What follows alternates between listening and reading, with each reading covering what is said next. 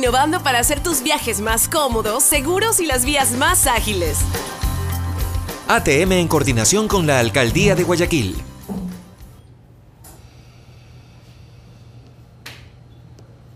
Buenos días a todos, bienvenidos. Yo soy Anderson Boscán, esto es el Café La Posta, un espacio para revisar la coyuntura política, la actualidad nacional. Hoy es viernes 21 de junio del año del Señor 2019. Un abrazo especial a quienes nos saludan, comparten y comentan. Malu Zambrano, primer comentario, bienvenida. A ver, doy un agradecimiento especial a las marcas que nos acompañan a hacer periodismo independiente. Hyundai, que está con nosotros desde el principio, la ATM, que se une al club de marcas que auspician este tipo de espacios. Gilbarista, en la República y Amazonas, donde nos tomamos el café de la mañana, y Smart App, el grupo de abogados que se une para que los emprendimientos evitemos jalarnos en temas legales como nosotros. Dicho esto, vamos a una revisión rápida de los hechos para entrar ya a la entrevista. En caliente.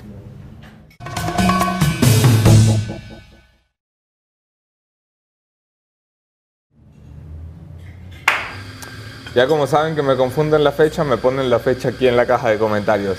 Qué linda gente que han salido ustedes. A ver, en caliente, algunas cosas. El padre José Tuárez, el gran símbolo de la prosperidad de este país en las instituciones democráticas, ha sufrido ayer un episodio de censura por parte de la Secretaría de Comunicación, porque, bueno, el cura hizo un vídeo que quería que se convirtiera en cadena nacional, al parecer puteando a todo el mundo y hablando mal de la gente, pidiendo un exorcismo nacional. Y la SECOM le dijo: mira, padre Tuárez, ¿cómo le explicamos? Es que no se puede poner algo así en televisión nacional. Esto póngaselo usted en su Facebook, pero el gobierno no le va a pagar para que usted salga a destilar odio contra los ecuatorianos. Así que el padre Tuárez tuvo que ir a las redes sociales, se quedó sin cadena nacional, y ya saben ustedes que él es una autoridad que solo habla con autoridades de su jerarquía. No sabemos si ha hablado con el ministro de Comunicación o se lo ha pedido directamente el presidente. La cosa es que le ha sido negada. El país ha vivido esta semana, además, la primera reducción dramática de las proyecciones que tenía el Banco Central del Ecuador, que ha pasado de una economía con desempeño mediocre a una economía con desempeño raquítico, proyectada a un crecimiento de 0,2%. Y aquí hay colores, gustos y sabores, porque el Fondo Monetario Internacional nos dice que caemos incluso en el terreno de lo negativo, al menos 0,05, si no me equivoco. Preocupante lo que pasa, preocupante porque además el país no se sienta a discutirlo, preocupante porque nos dicen: ustedes van a tener un desempeño raquítico, escuálido, bochornoso de su economía, y aquí a todo el mundo le parece normal. Yo no he visto a nadie discutiendo cómo vamos a hacer para evitar que esto se prolongue en el tiempo y, sobre todo, caiga a un sector de cifras negativas como tuvo este país en el último trecho del correísmo. Miren si nos costó salir de ese hueco, miren si intentamos ordenar la casa. Los políticos siguen discutiendo de la corrupción puertas adentro en la Asamblea Nacional, seguimos discutiendo de qué ministro debe irse y qué ministro debe quedarse. Y aquí todavía hay una asamblea incapaz de convertirse en el protagonista de las grandes reformas que necesita el país, económica, laboral y tributaria. Para ver cómo arreglamos esta vaina, hay que aprender de gente que ha sabido arreglarlo. Así que, sin mucho preámbulo, les presento a mi invitado de esta mañana. Hablo, por supuesto, de Santiago Peña Palacios, economista político, ex miembro del directorio del Banco Central del Paraguay, ex ministro de Hacienda de ese mismo país, fue precandidato por el Partido Colorado a la presidencia de la República. Conversamos con él cómo carajo se convirtió Paraguay en una economía que no da pena ni vergüenza y cómo podemos hacer lo mismo. Quédense en la entrevista. Gracias a todos por quedarse en la entrevista, gracias por compartir, es la única forma que tenemos de crecer. Si comparten, los quiero más que si no comparten. Bienvenido, economista Peña, ¿cómo está? Muy bien, Anderson, realmente muy contento de estar en Quito. Finalmente, después de 3 meses que intenté llegar a Quito, pero los fuertes vientos no me permitieron aterrizar. A mí casi no me permiten ayer. Finalmente estuve en Guayaquil hace 3 meses y anoche ya aterricé en esta ciudad hermosa, muy contento de venir a compartir. Y como siempre dicen muchos, ¿verdad? Uno ve el pasto del vecino más verde que el propio. Siempre. Así que venir un poco a compartir la experiencia de lo que nos tocó a nosotros en Paraguay en el ámbito económico, pero también en el ámbito político. A mí muchos políticos me decían: usted, ministro, no entiende lo que nosotros hacemos. Así que me metí en el campo de ellos y después tuve el privilegio de decirle: no es tan difícil, no hay que mentirle a la gente. Vamos a eso. La gran disyuntiva de este país, del gobierno nacional, de Lenín Moreno, es ¿a qué le damos prioridad? ¿A la política o a la economía? Ambos, la política y la economía tienen que trabajar juntos, se necesitan. Nosotros tenemos que entender que América Latina los últimos 15 años vivió un entorno económico internacional que no se va a volver a repetir. El boom de los commodities, China que crecía con esa fuerza, eso se acabó. Entonces la política no viene de afuera, ahora tiene que venir de adentro. Nosotros, nuestros países, los políticos, los técnicos, los economistas tienen que ayudarse mutuamente. Y la clave es derribar los prejuicios. Creemos que los técnicos son aquellos ilustres, iluminados en el Monte de los Olimpos, y los políticos son todo lo malo. Pero en realidad son los mismos ecuatorianos, son los mismos paraguayos. Algunos decidieron desempeñarse en el ámbito económico, técnico, donde hay más reglas, y otros en la política, el arte de lo posible, el tratar de convencer, el tratar de entusiasmar, el tratar de apasionar a la gente, al electorado, primero para que te vote, pero después que te acompañe a hacer las grandes reformas que necesitan nuestros países. Yo no sé cómo estará la política en este momento en el Paraguay. Yo dudo mucho que tengan los niveles de popularidad que tienen nuestros políticos. Tenemos un presidente por debajo del 20% en las encuestas más conservadoras. Tenemos una Asamblea Nacional por debajo del 10%, que esto es, para que usted se haga una idea, lo que tenía Jorge Glass cuando entraba a prisión. Tenemos un Consejo de Participación Ciudadana, que es una quinta estructura del Estado, que ha entrado hace una semana, y ya veremos a final de mes cómo están sus primeras cifras, seguramente muy impopulares. Tenemos una clase política que está siendo castigada en las encuestas porque no ha habido elecciones de momento. ¿Se pueden hacer grandes cambios económicos con una clase política tan perdida en el prestigio? No, es imposible porque es jugar un partido, ¿verdad? Nuestros países están jugando ahora la Copa América. ¿Sí? Y si pretendemos de que tengan posibilidades de ganar el campeonato o de hacer un buen desempeño, tenemos que tener buenos jugadores. Y para eso necesitamos atraer a los mejores talentos, tanto en el campo económico como en el campo político, pero funciona lo mismo en el campo social, en el campo de las empresas privadas. Entonces, yo creo que ese es el gran desafío. Paraguay jugó un partido importante hace un año, fue una elección. A mí me tocó perder, pero no así tener que retirarme luego de las elecciones, ¿verdad? Porque yo decía, recién luego de haber perdido la elección empieza el rol de uno. Hay un dicho muy famoso que dice que no hay político más dulce que político en campaña. Ahí somos todos maravillosos, prometemos de todo. El día de las elecciones nos olvidamos de todas las promesas. Y yo creo que tenemos que empezar a cambiar ese discurso. Ecuador va a jugar un partido de acá a un año y medio para las elecciones que van a tener en el 2021, tengo entendido. Sí. Y va a ser muy importante cuál va a ser la oferta electoral, cuáles van a ser las opciones que va a tener el electorado ecuatoriano. Y un poco creo que es el desafío de nuestra generación, de mi generación, que yo lo entendí en el Paraguay.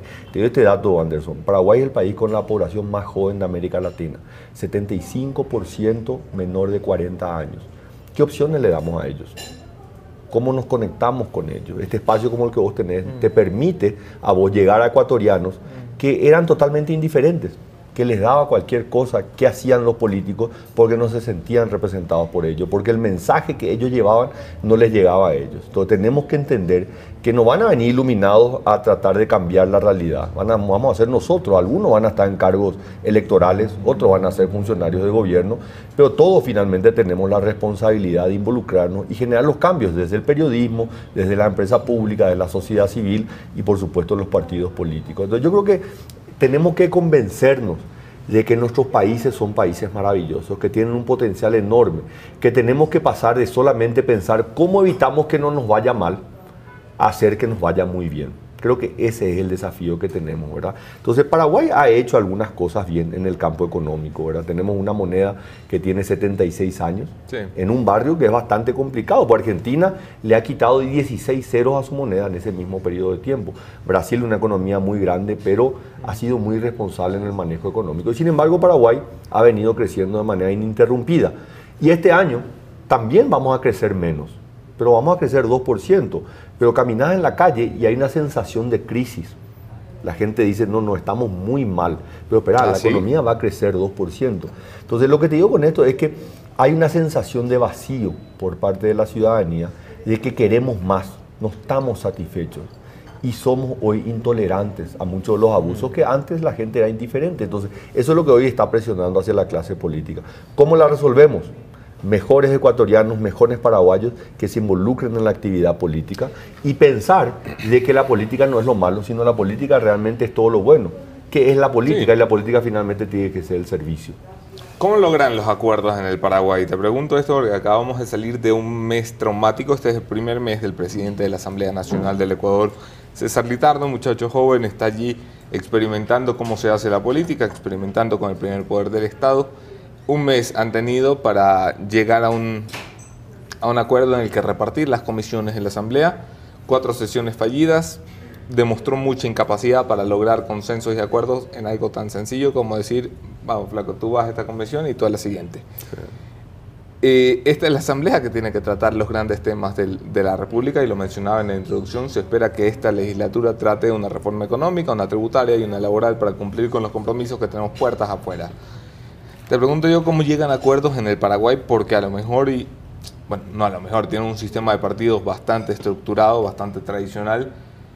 ¿Eso complica o facilita la consecución de acuerdos? Facilita. Yo soy un convencido, por más de que soy un actor joven, nuevo dentro del escenario político, soy un convencido que la democracia, que no es perfecta, pero es lo mejor que tenemos, se sustenta sobre partidos políticos, y lo que hemos visto en América Latina es una pérdida de credibilidad de los partidos políticos. Sí. En Paraguay todavía los partidos políticos son una fuerza importante electoral, pero también en gestión de gobierno, y la construcción de esos diálogos se facilita a través de los partidos políticos. De hecho, hace 2 días en Paraguay se aprueba una reforma tributaria que fue discutida por cerca de un año entre el sector privado, la sociedad civil, el gobierno, y luego llevado al ámbito del poder legislativo. Pero ya el consenso estaba construido y los partidos políticos la apoyaron con una amplia mayoría.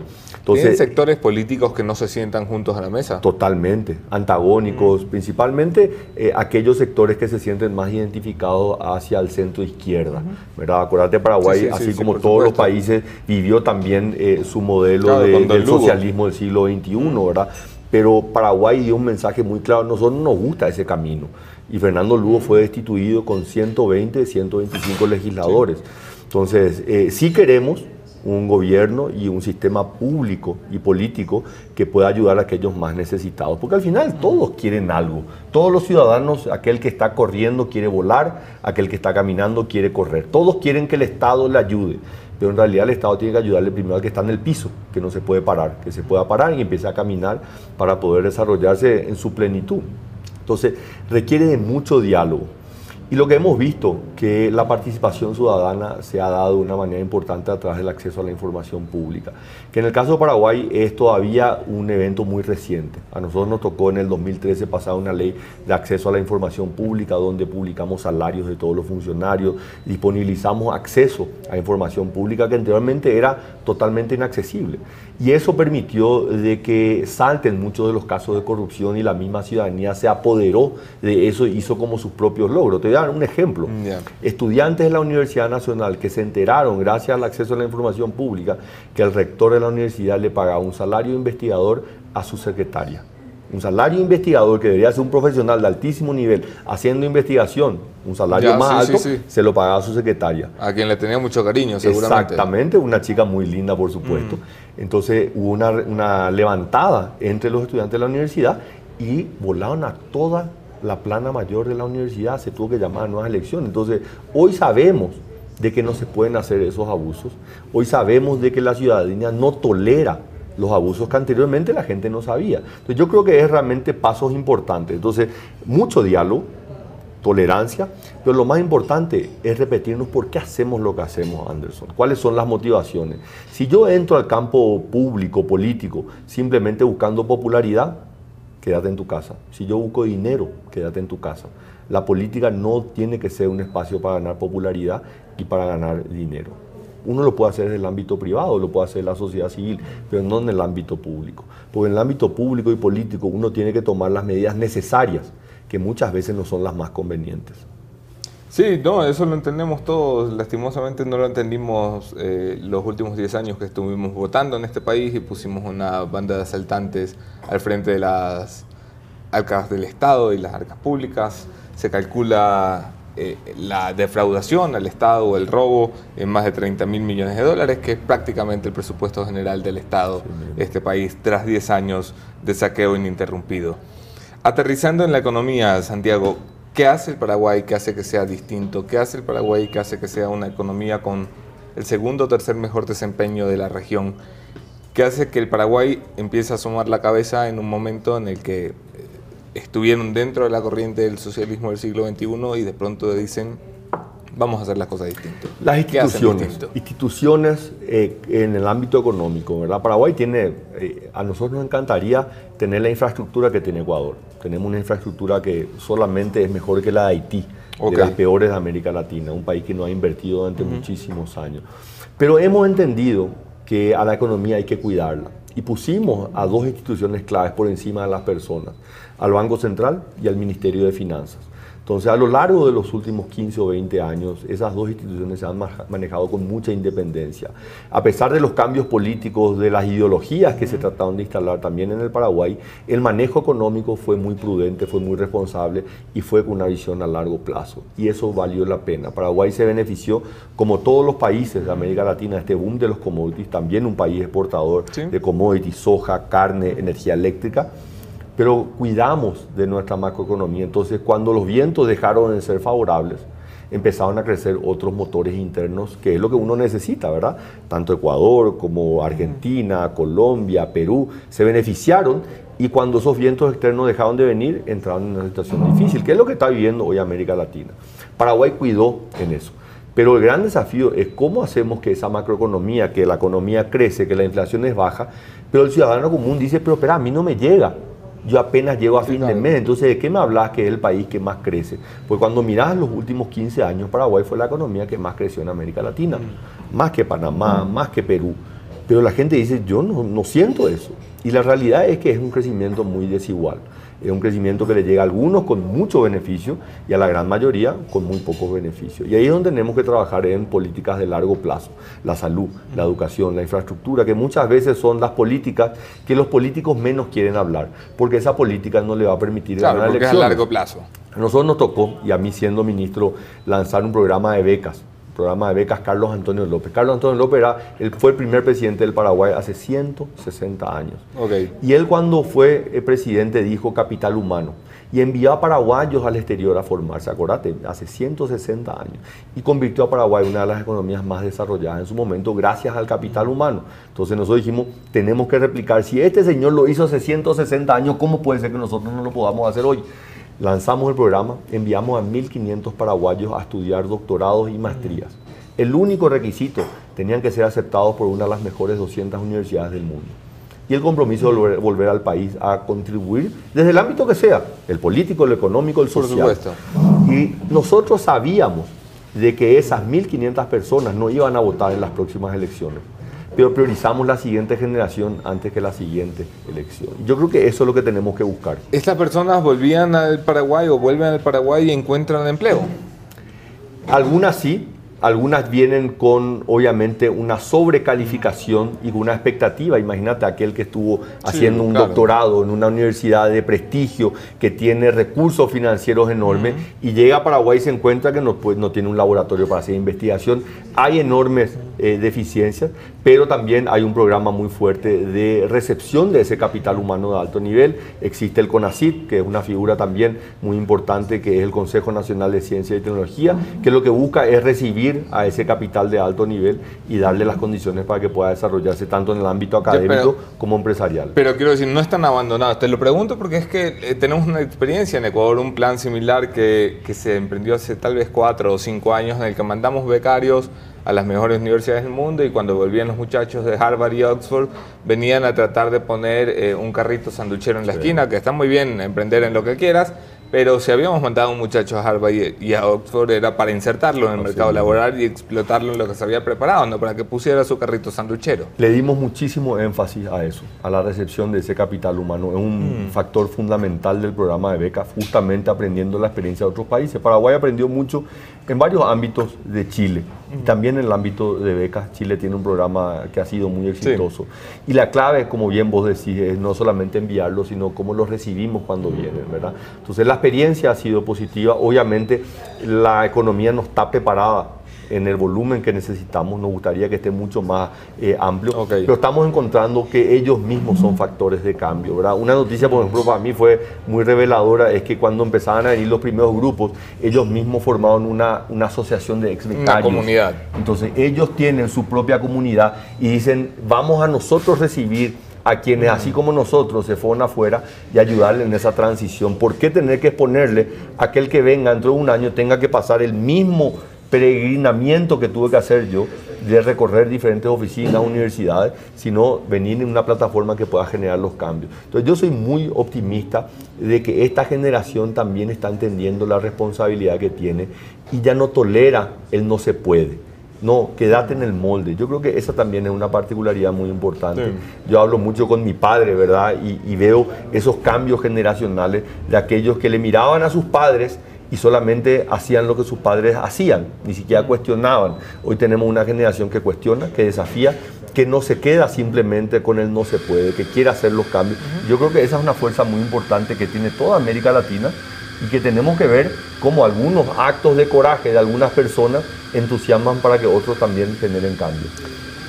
¿Qué hay de la materia tributaria, Santiago? ¿Cómo funciona el Paraguay con tributos? Paraguay entendió de que el sector público no puede ser una carga para el sector privado. Allá por el año 2004, y mirar las vueltas de la vida y la comparación con el Ecuador, en el 2004 Paraguay también pasaba por una situación económica muy difícil y firmamos un acuerdo con el Fondo Monetario. Y una diferencia, en la reforma tributaria que hicimos en ese momento no aumentamos impuestos, disminuimos impuestos. Teníamos una tasa impositiva sobre las empresas del 30% y la bajamos gradualmente al 10%. Las recaudaciones aumentaron por 6%. ¿Por qué? Porque ampliamos la base tributaria, hicimos más fácil el pagar impuestos. Entonces, esto es importante. Yo escucho a muchos economistas en Ecuador la famosa teoría del bajemos impuestos para recaudar más plata. Y aquí suena mentira, suena cuento. Me dices que esto ya pasó en Paraguay. Ustedes bajaron del 30 al 10% de la carga fiscal. Así mismo. Y recaudaron 6 veces más. Recaudamos muchísimo más. Y esto parte de la siguiente lógica, Anderson. Nosotros tenemos sistemas públicos que le han obligado al ciudadano a acomodarse al sector público. Nosotros tenemos que entender que hoy el ciudadano no tiene más que tolerar y ya no tolera, es el sector público quien tiene que adecuarse al ciudadano. Entonces, hoy estamos viviendo esta situación económica que te digo a nivel regional, a nivel mundial, que ya no vamos a ver esa bonanza económica. Entonces, el crecimiento tiene que venir de adentro. ¿Cómo generamos crecimiento? Haciendo que las empresas trabajen. ¿Cómo hacemos que las empresas trabajen? Liberando de la carga tributaria, liberando de la carga burocrática, haciendo que las empresas puedan generar más negocios, porque si generan más negocios, generan más empleo. Si generan más empleo, y vas a tener más personas que van a pagar impuestos. Entonces no tiene sentido ponerle una mochila más pesada a aquellos que ya están pagando. ¿Cuánto tiempo me toma abrir una empresa en el Paraguay? Y hoy estamos hablando de unos 30 días. Hoy estamos hablando todavía, lleva muchísimo tiempo, pero ya hoy hay en el Parlamento una ley que va a permitir abrir prácticamente en 24 horas sociedades simplificadas, que simplemente tenga que desde una computadora poder abrir una sociedad. O sea, nuestros países ya sabemos la experiencia, sabemos cuál es el camino. Ahora la pregunta es, ¿por qué no lo hacemos?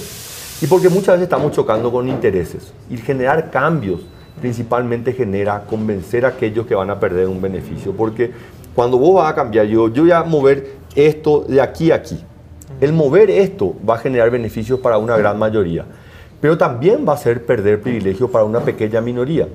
Y el problema es que esa minoría es la que reacciona más rápido, es la que se opone más rápido. Entonces, acordate que los de la teta. No, y es la dictadura de las minorías, la tiranía de las minorías. Una pequeña minoría no permite que se generen cambios que le beneficien a la gran mayoría. Por eso que es importante de que el ciudadano común entienda que cuando no se levanta el día de las votaciones a elegir, está permitiendo que otro elija por él. Y ese es el problema que tienen nuestras democracias, que esta democracia todavía son más los que no votan que los que votan, y aquellos que no votan están permitiendo que se elijan a los malos políticos.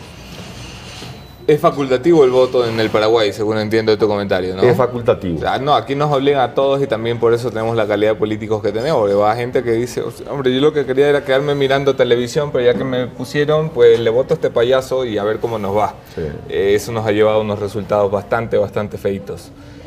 El Paraguay tiene un crecimiento sostenido desde hace 15 años 15 al años. menos. ¿Tienen ya grandes acuerdos o líneas generales de acuerdo entre la clase política, que me imagino van sobre lo económico, lo tributario y lo laboral, básicamente? ¿Dónde están los grandes debates del Paraguay?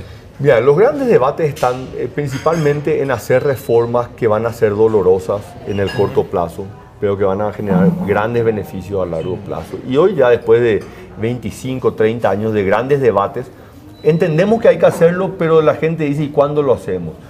Reformar la educación. Paraguay hizo un proceso de expansión de la educación básica, la educación pública, que lo que necesitamos es que en cada pueblo haya un maestro. Conseguimos eso. Hoy hay un maestro en cada pueblo. Ahora la pregunta es cuál es la calidad de esa educación. Claro. Entonces tenemos que hacer que el sistema de selección, de entrenamiento y retención del maestro sea mucho más eficiente. El contenido que tenemos que darle a ese maestro. Entonces no podemos desconocer de que ese maestro que ha entrado al servicio público también ha sido parte de una fuerza electoral. Porque acordate que es el principal referente en cada pueblito, el maestro, el director de escuela. Entonces no es fácil para la clase política tener que poner estándares más altos, requisitos más altos, cuando al final del día tienen que echarle a una persona que fue puesto por un político. Entonces, sabemos que la educación tiene que ser una prioridad, sabemos que la educación es la inversión más rentable, permite igualar oportunidades, pero cuando tenemos que hacer esa gran reforma, cuando tenemos que levantar los estándares en materia de educación, ahí es donde entra la reacción de la clase política. El siguiente es la salud. Nuevamente, tenemos que llegar a todos los pueblos. La salud tiene que ser del mismo nivel, la misma calidad, en la capital o en el pueblo más lejano. Nosotros tenemos una ministra de Salud que está saliendo en estos días, se las podemos mandar al Paraguay a ver cómo les va. Tenemos nosotros nuestros problemas, así que les pediría que se queden nomás con ustedes, ¿verdad? Pero son todavía, entendemos la importancia de la educación, entendemos la importancia de la salud, pero todavía está muy politizado. Todavía pretendemos que el ministro de Salud y Educación sea una persona que tenga cintura política. No tiene que tener cintura política, tiene que hacer un trabajo técnico en materia de salud y educación pública. Entonces ahí están los grandes conflictos que estamos teniendo, ¿verdad? Entonces tenemos que entender de que tenemos que tomar decisiones necesarias de corto plazo que no pueden ser convenientes probablemente en el corto plazo. Para terminar, Santiago, ¿cómo se ve al Ecuador desde fuera? Mira, creo que Ecuador ha hecho grandes avances, ¿verdad? Más allá del rol que tuvo el presidente Rafael Correa en los últimos años y siendo principalmente uno de los principales exponentes de esta ideología del socialismo del siglo XXI, yo creo que no podemos desconocer el avance que ha tenido en materia de infraestructura. Debe ser de los países que tienen mejor infraestructura en América Latina.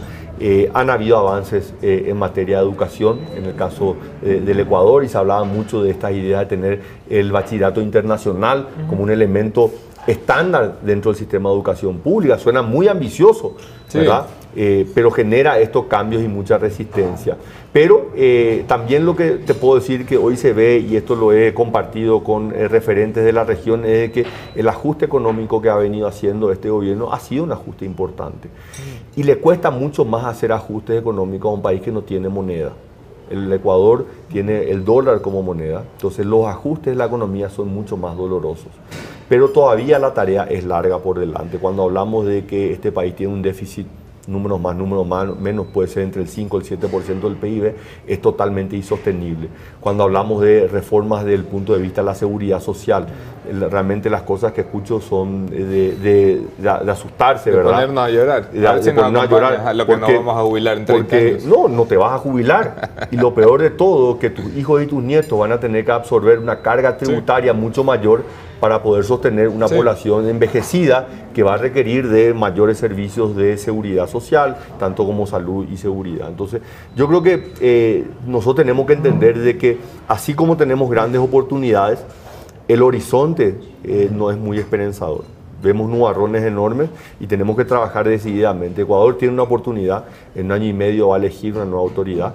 Este periodo puede ser una transición, que la clase política y la clase empresarial puedan sentarse a desarrollar las bases a lo largo de un año y medio de qué es lo que va a hacer el próximo gobierno, no solamente en los próximos 4 o 5 años, qué van a hacer los gobiernos en los próximos 15 o 20 años. Yo creo que cuando empecemos a mirar más allá del próximo periodo electoral, empezamos a tomar mejores decisiones. Santiago Peña, gracias por estar aquí. Economista, ex ministro de Hacienda del Paraguay, ex precandidato presidencial por el Partido Colorado. Un gusto conversar contigo. Mi conclusión de esta mañana y con esto terminamos.